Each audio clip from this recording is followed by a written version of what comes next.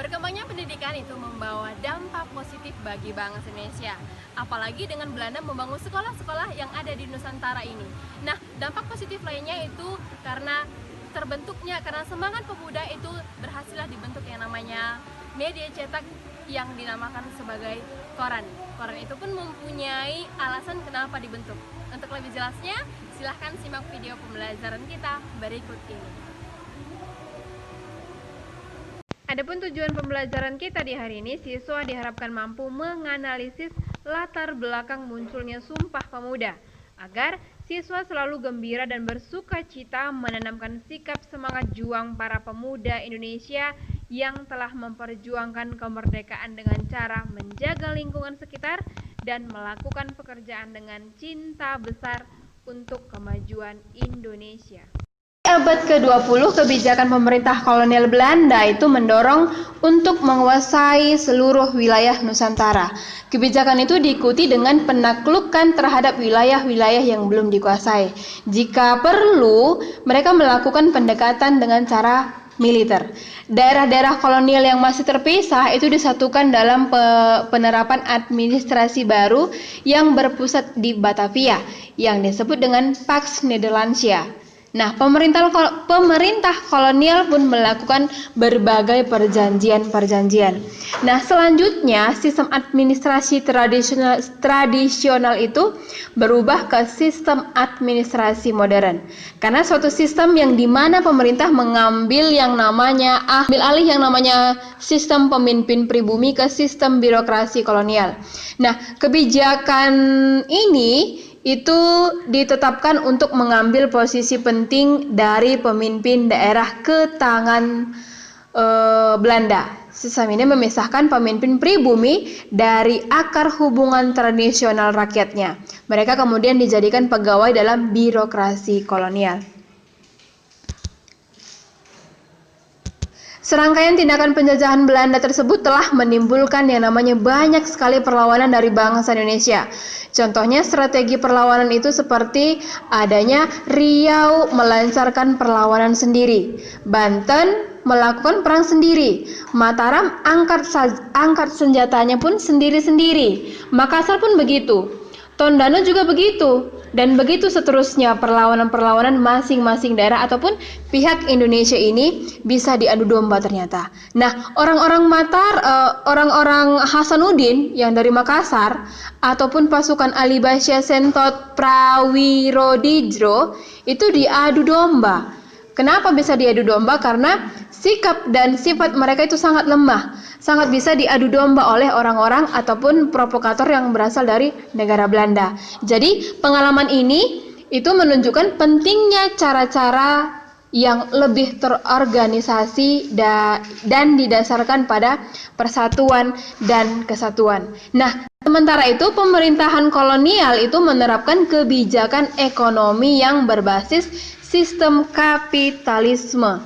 Nah, melalui komersialisasi ini, sistem moneter dan juga komoditaris barang ini itu didukung dengan kebijakan seperti pajak tanah, terus ada perkebunan, perbankan, perindustrian, perdagangan, dan juga pelayaran. Dari semua itu, kehidupan rakyat Hindia Belanda ini mengalami yang namanya penurunan kesejahteraan. Karena kebijakan itu mendapat kritik dari politikus dan intelektual Hindia Belanda, yaitu C. van de Venter. Jadi, van de Venter ini membuat tulisan yang berjudul NR-Schuld, yang artinya adalah utang kehormatan, yang dimuat di majalah The Gids itu tahun 1899. Jadi dalam tulisan Van de Venter ini mengatakan bahwa pemerintahan Hindia Belanda telah mengeksploitasi wilayah jajahannya untuk membangun negeri mereka dan memperoleh keuntungan besar. Jadi oleh karena itu menurutnya sudah sewajarnya Belanda membayar hutang budi itu dengan meningkatkan kesejahteraan rakyat di negara jajahan. Kritikan itu mendapat perhatian dari berbagai kalangan Karena beberapa kelompok yang sependapat dengan Van de Venter mengungkapkan perlunya suatu kewajiban moral bagi Belanda untuk memberikan balas budi. Nah, keuntungan yang didapat dari hasil eksploitasi di tanah Hindia itu harus dikembalikan. Karena untuk itulah perlu dilakukan perbaikan kesejahteraan penduduk melalui berbagai bidang kehidupan seperti pendidikan dan juga besarnya partisipasi masyarakat dalam mengurus pemerintahan yang namanya Indonesia. Kritik-kritik itu mendapat perhatian serius dari pemerintahan Belanda. Salah satu pemerintahan Belanda pada saat itu yang bernama Ratu Wilhelmina kemudian mengeluarkan suatu kebijakan baru bagi masyarakat Hindia Belanda, yaitu meningkatkan kesejahteraan rakyat. Kebijakan baru itu dinamakan sebagai politik etis. Nah, pada awal abad ke-20, politik kolonial itu memasuki babak baru, yaitu era politik etis yang dipimpin oleh Menteri Jan Alexander Hindenburg. Jadi, Alexander Hindenburg ini mempunyai 3 program politik etis. Yang pertama itu dinamakan sebagai edukasi. Ya, edukasi. Yang kedua dinamakan sebagai irigasi dan yang ketiga dinamakan sebagai transmigrasi. Yang pertama sekali kita bahas itu adalah edukasi. Nah, edukasi dimaksudkan di sini itu menyelenggarakan pendidikan meskipun hanya untuk kaum pribumi dari golongan-golongan tertentu. Yang kedua yaitu irigasi. Irigasi itu untuk mengairi lahan pertanian pribumi dengan membangun dan memperbaiki saluran pengairan dan juga bendungan. Dan yang ketiga dinamakan sebagai transmigrasi. Transmigrasi ini adalah perpindahan penduduk guna memenuhi kebutuhan di wilayah pertanian dan juga perkebunan milik Belanda.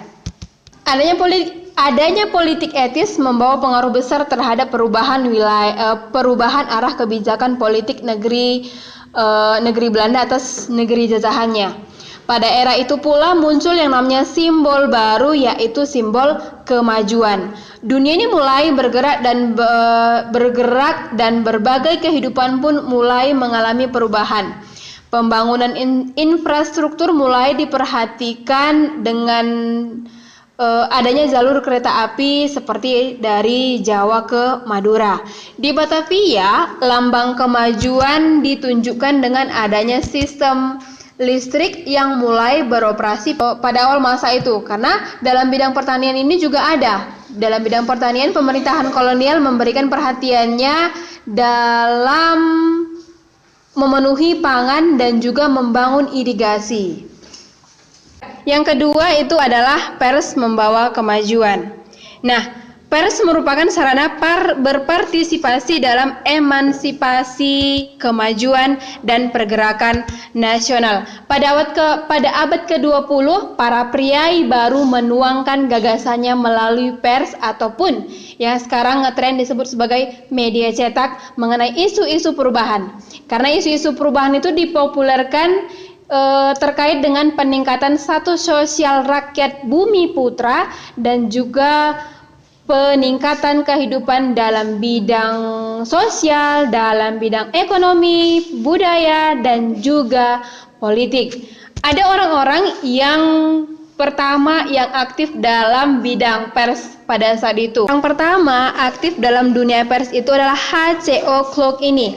H.C.O. Clarke ini dia berasal dari Bintang Hindia.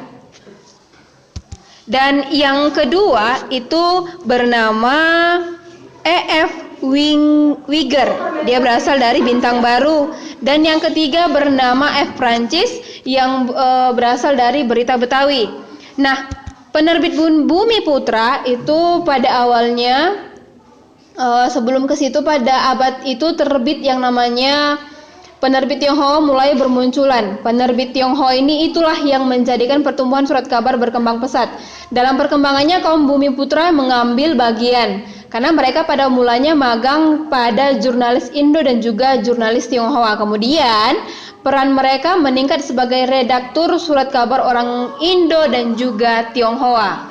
Nah, penerbit Bumi Putra yang pertama dari Batavia itu muncul pada pertengahan abad ke-20 yang bernama R.M. Tirto Adi Suryo. Terus ada F.D.J. Pangemanan dan R.M. Tumenggung Kusuma. Di Surakarta itu ada yang bernama R. Dirjo Atmojo, itu menyunting Jawi Kanda yang diterbitkan oleh Albert Rounds yang ada di Jogja. Dr. Hawidin Sudirohusodo sebagai redaktur jurnal bahasa Jawa yang diterbitkan oleh Firmaha Buning. Sementara itu pergerakan kebudayaan itu seperti kebudayaan cetak itu mulai masuk di berbagai kota di koloni lain seperti Surabaya, terus Padang, Semarang. Kebudayaan cetak ini mempermudah kaum terdidik untuk memperoleh informasi. Pada tahun 1901, sebuah majalah bulanan yang bernama Insulinde diterbitkan atas kerjasama para terpelajar di Kota Padang dan dengan guru-guru Belanda di sekolah raja. Jadi di daerah Tapanuli itu juga ada, itu diterbitkan surat kabar Petra Barat dan juga majalah bulanan berbahasa Batak dan masih banyak majalah-majalah yang lain yang terbentuk di tahun 1901 pada saat itu. Nah, sementara itu tokoh muda Dr. Abdul Rifai yang baru datang dari Belanda menganjurkan pada tokoh muda di Hindia untuk membentuk sebuah organisasi. Dalam tulisan-tulisannya pada surat kabar Bintang Hindia, ia selalu memuat tentang kemajuan dan dunia maju. Nah, Rifai ini menggolongkan masyarakat menjadi 3 kaum. Yang pertama itu adalah kaum kolot, yang kedua adalah kaum kuno, dan yang ketiga adalah kaum muda. Menurut Rival, kaum muda adalah orang yang senantiasa ingin mendapatkan harga diri melalui pengetahuan dan juga ilmu. Untuk mencapai kemajuan dan terwujudnya dunia baru, sebenarnya Rival ini menganjurkan agar ada yang namanya organisasi bernama Persatuan Kaum Muda yang didirikan dengan cabang di sebuah kota, di semua kota-kota penting yang ada di Hindia.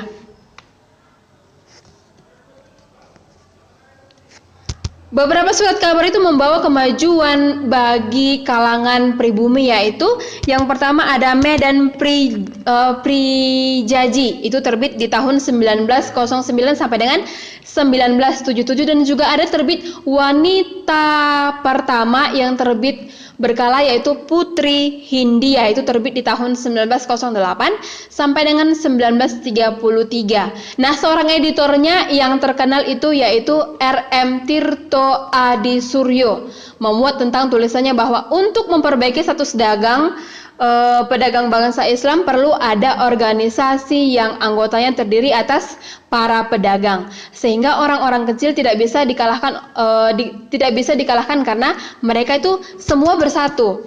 Kemudian dikenal juga sebagai pendiri Serikat Dagang Islam dianya. Nah, selain itu ada lagi surat kabar yang bernama